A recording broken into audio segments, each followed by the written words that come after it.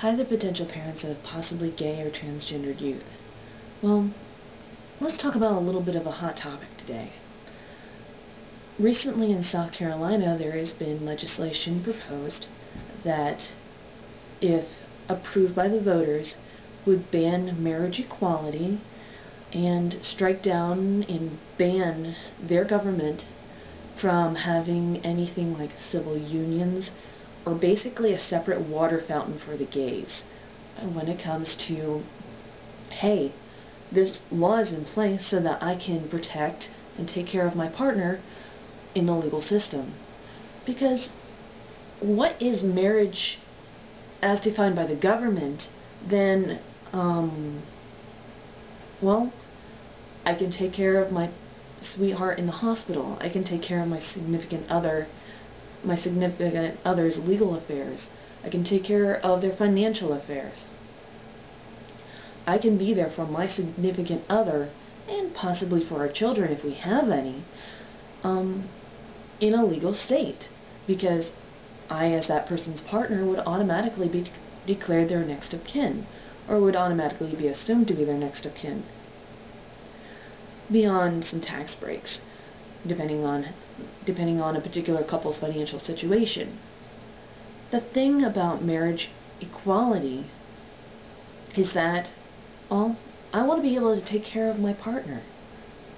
I want to be able to take care of that person that I love and that I trust and that knows me, knows how I think, how I feel, my thoughts about end-of-life decisions, my thoughts about how I would want things taken care of if I am not in a state where I can make decisions for myself.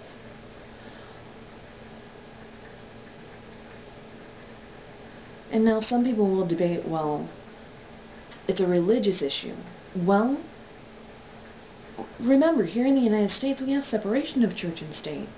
So just as one religious organization, if they so see, does not have to marry an interracial couple or marry an interreligious couple, people of two different religions, they wouldn't have to marry a same-sex couple. They wouldn't even have to acknowledge the marriage. But from a legal standpoint, these two consenting American adult citizens would be able to have the exact same rights, freedoms, and privileges as an opposite-sex couple.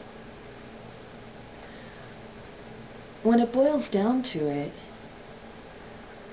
don't you want your child to have the same protections as you and your partner do? It's a tricky issue. And, I mean, from a religious perspective, because, well, that religious document doesn't, depending on what your religion is and what your denomination is, there are some negative things said about same-sex couples. But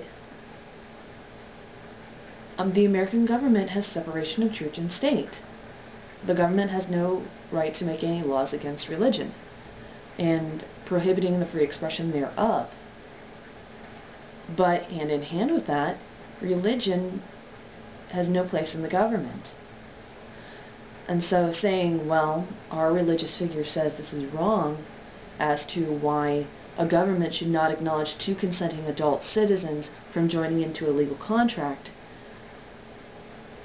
I don't understand how that even fits in. Not to mention there are so many denominations and many other religions saying, hey, our deity, our philosophy loves and supports these two consenting adult citizens, just as our philosophies and our thoughts completely support these two consenting adult citizens.